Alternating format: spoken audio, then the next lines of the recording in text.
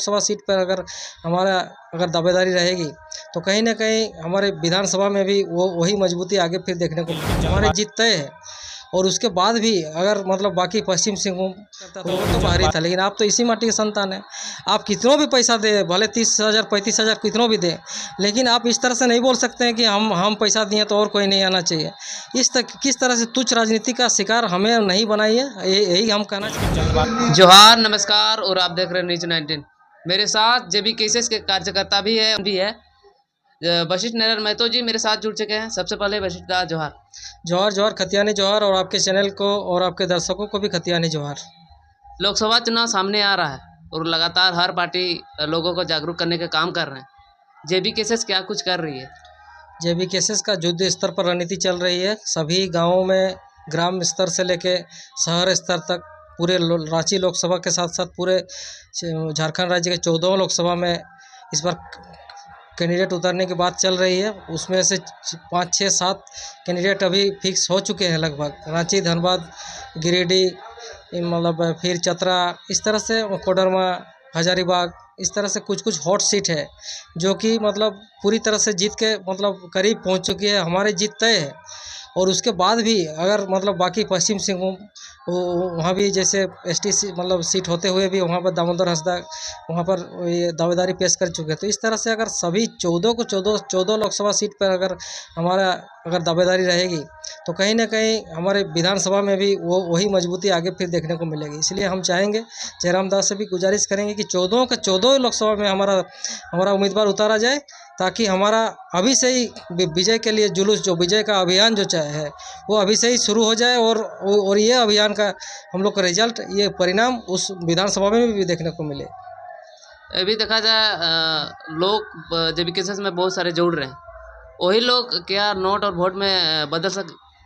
हाँ, नोट और वोट दोनों, मतलब अभी नोट का परिभाषा पहले अलग था, क्योंकि नेता लोग पहले नोट देते थे जनता को, लेकिन अभी क्या है कि जनता ही नोट दे रही है नेता को, और वो भी नोट नहीं, बहुत बहुत कम अमाउंट में। ऐसा नहीं कि मतलब बहुत ज़्यादा, मतलब फिर तो पूंजीवाद का ही सरकार हो जाए, उस तरह का नहीं। मतलब जैसे मोदी को हम लोग जानते हैं कि अंबानी, अडानी सब कोई उसको फाइनेंस करता है, उसको ये करता है, तो उस तरह से उसका सरकार चल रहा है। लेकिन उस तरह का हमारा जेबी केसेस उस तरह का नहीं है। हर घर से एक मुट्ठी चावल और एक रुपया, इस तरह से, जिस तरह से ऋषिमगुरु शिबू सोरेन सबसे पहले अपना चुनाव अभियान से जिस तरह से शुरू किए थे, वही अभियान अभी फिर से देवेंद्र नाथ महतो के द्वारा किया जा रहा है। और यही जयराम दा भी इसी का बात करते थे कि वोट भी लेंगे और नोट भी लेंगे। तो नोट का मतलब सिर्फ समर्थन, हमारा आर्थिक जो सहयोग है, एक गांव से दूसरे गांव, फिर दूसरे गांव से तीसरे गांव, तो जाने का जो खर्चा बनता है थोड़ा बहुत खाने पीने का, तो वो कम से कम निकल जाए। इससे ज़्यादा हम लोग को कुछ नहीं चाहिए। हमारा अगर पब्लिक का समर्थन है तो हम विजय अभियान में हम सफल होंगे, ये हमारा दावा है, ये हमारा विश्वास है, ये भरोसा है। 2019 के लोकसभा चुनाव में देखा जाए, अभी ईचागढ़ विधानसभा से बिलोंग करते हैं, लेकिन ईचागढ़ विधानसभा से सबसे ज़्यादा वोट जो मिले थे संजय सर जी को, इस बार क्या देवेंद्र नाथ महतो वोट कर सकते हैं? देवेंद्र नाथ महतो बिल्कुल, इनका एक जो फीडबैक है शुरू से ही अच्छा है, और मतलब इनके एक युवा संसद के रूप में लोग इन्हें देखना चाहते हैं। इससे पहले जो भी परंपरा के अनुसार कोई ऑप्शन नहीं था, हेड और टेल खेलते थे, बीजेपी, जेएमएम, कांग्रेस, आजसू, यही चलते रहता था। लेकिन ये तीसरा विकल्प के रूप में हमारा जेबी केसेस हमारे सामने खड़ा है। सबको दिया मौका, सबने बनाया मौका। अब जो 2024 में जेबी केसेस मारेगा छक्का और चौका मारेगा, तो इसीलिए हमें समर्थन करना है। लेकिन उस तरह के दलालों को, उस तरह के मतलब जो भी वोट काटने वाला है, जो कि अंदर से कुछ मतलब दोगलापंथी किस्म का लोग रहते हैं, कि हमारे आमने सामने भी लोग रहते हैं जिसको जलन होता है, जो कि समाज में कुछ अच्छा देखना नहीं चाहते हैं। उस तरह के लोग भी, उनको हमें पहचानने की ज़रूरत है, क्योंकि वही लोग फिर मतलब वोट को फिर नोट में तब्दील करने का कोशिश करेंगे, फिर बाहरी लोग को घुसाने का काम करेंगे। तो इसलिए उन लोगों से बचना है, और उनका हम मुकाबला किस तरह से कर सकते हैं, ये सोचने वाली बात है। हमारा ईचागढ़ विधानसभा विस्थापितों का मतलब वोट बैंक, एक तरह से विस्थापितों को वोट बैंक के रूप में देखा जाता है, लेकिन विस्थापित लोग अभी समझ चुके हैं कि हमारा सही मायने में हमारे लिए सोचने वाला कौन है, हमारा हितकार कौन है, हमारा हितकारी कौन है। तो इसीलिए हमें तो अपनों ने लूटा, गैरों में कहाँ दम था। हमारी कश्ती थी डूबी वहाँ जहाँ पानी कम था। तो इस तरह से हमारे अपनों ने ही हमें लूट रखा है। लेकिन अब चूँकि हमारा अब अपना एक गरीब घर का बच्चा अगर हमारे लिए सदन में आवाज़ उठाने के लिए तैयार है। हाँ, इससे पहले तो हम लोग सड़क में आंदोलन किए, भाषा आंदोलन से लेके खतियान आंदोलन से लेके 60-40 विधानसभा घेराव सभी जगह आंदोलन करके पूरा किए। लेकिन जब सरकार ने पूरा कान बंद करके रखी, अभी जेपीएससी का घोटाला देखिए, जेएसएससी का घोटाला देखिए, तो इस तरह से कहीं ना कहीं हमें ठगा जा रहा है। तो इसीलिए हमें चुनाव में उनको एक मतलब चुनौती देने का काम कर रहे हैं। उनका सरकार को चुनौती देने का काम कर रहे हैं। इसीलिए हमारा जेवीकेएसएस चुनाव मैदान में उतरा। नहीं तो हमारा आंदोलन सड़क पे ही रहता, लेकिन सड़क से सदन तक नहीं चलता। अब सदन तक पहुंच चुका है और सदन में हम लोग आवाज़ उठाएंगे और आवाज़ को रखेंगे और आवाज़ बुलंद करेंगे। और दिल्ली में भी झंडा गाड़ेंगे, रांची विधानसभा में भी झंडा गाड़ेंगे। और इस तरह से झारखंड के साथ साथ पूरा भारत सरकार में भी हमारा पहचान होगा जेवीकेएसएस का। यही हमारा मकसद है, यही हमारा आंदोलन है। अच्छा, इस बार कुर्मी किसके साथ में है? कुर्मी इस बार जेवीकेएसएस के साथ है, क्योंकि जेवीकेएसएस मतलब किसी के साथ हो रहे नाइंसाफ़ी को मतलब बर्दाश्त नहीं करता। एक तरह से देखा जाए तो कुर्मी समाज शुरू से ही मतलब आदिवासी अगर बोला जाए तो हमारा कुर्मी समाज ही है। हड़प्पा सभ्यता से लेकर, हड़प्पा संस्कृति से लेकर आज तक इसका, जैसे कि गोंडवाना लैंड से हमारा प्रायद्वीपीय भारत अलग हो चुका है। और उसी प्रायद्वीपीय भारत में हमारा सिंहभूम सबसे पहले जलीय भाग से ऊपर उठा है।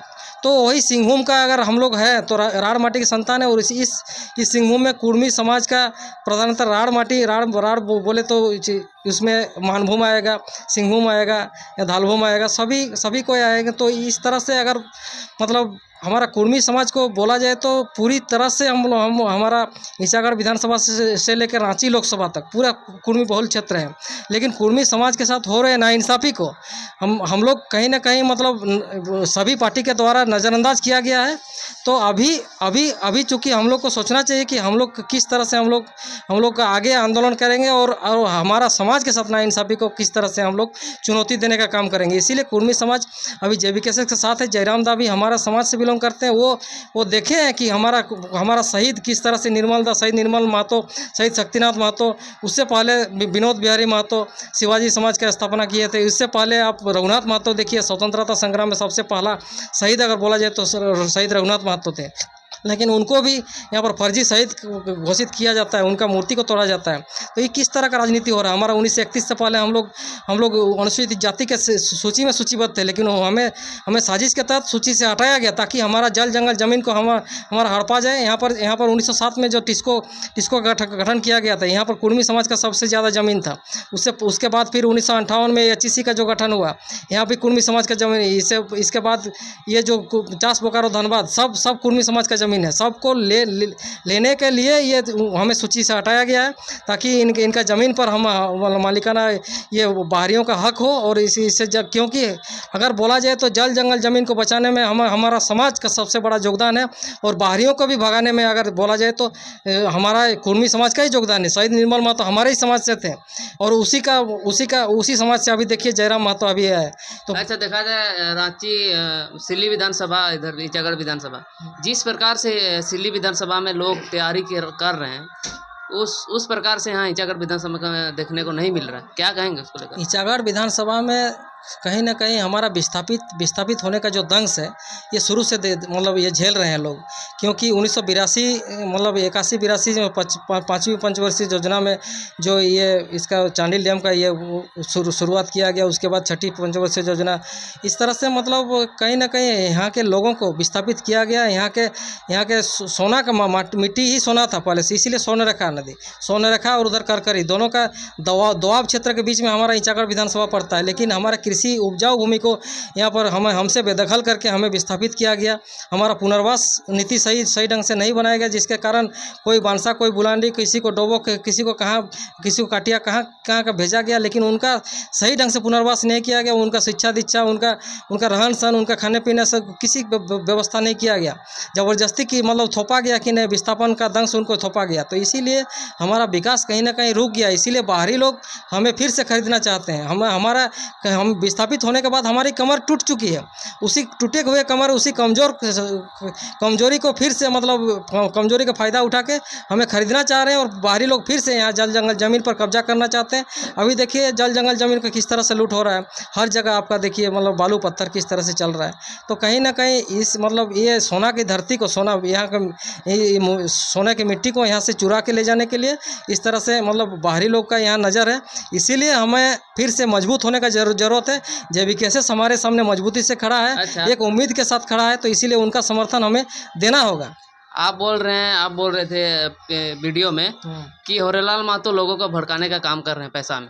बिल्कुल वो तो लोगों को हेल्प कर रहे हैं जगह जगह जाके। नहीं, वो 10 साल से हेल्प कर रहे हैं, लेकिन आज जिस तरह से हमें सुनने को मिला, आज जैसे चोगा में यहाँ पर प्रोग्राम है, उसी गांव से मैं भी बिलोंग करता हूँ। लेकिन एक समाज सेवी के तौर पर बोलना चाहूँगा कि समाज को आप खरीदने का काम, आप हम भी समाज सेवी, आप भी समाज सेवी हैं। भले आपके पास पैसा है, उतना पैसा मेरे पास नहीं हो सकता है, लेकिन आप किसी को पैसा से खरीदने की कोशिश कर रहे हैं। ये जैसे मलखान सिंह जिस तरह से खरीदने की कोशिश करता था, वो तो बाहरी था, लेकिन आप तो इसी माटी के संतान हैं। आप कितनों भी पैसा दे, भले 30,000 35,000 कितनों भी दे, लेकिन आप इस तरह से नहीं बोल सकते हैं कि हम पैसा दिए तो और कोई नहीं आना चाहिए। किस तरह से तुच्छ राजनीति का शिकार हमें नहीं बनाइए, यही हम कहना चाहेंगे। क्योंकि हमारे गांव के साथ साथ हमारा समाज भी मतलब इसमें बदनामी का शिकार होगा, बेइज्जती का शिकार होगा, तो ये अपमान का शिकार होगा। तो ये मानहानि मतलब होना नहीं चाहिए हम लोग का। इसीलिए हम चाहेंगे कि अगर आप इसी माटी के संतान हैं, इसी शहीद अजीत धनंजय माटी का संतान मैं भी हूँ, इसीलिए उस शहीद के लिए ये शहीद निर्मल महतो की कर्म भूमि है, ये शहीद अजीत धनंजय का मातृभूमि है। तो इसी मातृभूमि के लिए और उसी मिट्टी का संतान मैं भी हूँ। इसीलिए मैं नहीं चाहता हूँ कि हमारा प्रतिष्ठा, हमारा मर्यादा कि किसी को कोई बाहरी नेता लोग हमसे खरीद के हमें फिर से गुलाम बनाने की कोशिश करें। क्योंकि 25 साल तक अगर अभी तीसरा मोर्चा हमको साथ देने के लिए तैयार है, हमें खड़ा है, तो इसलिए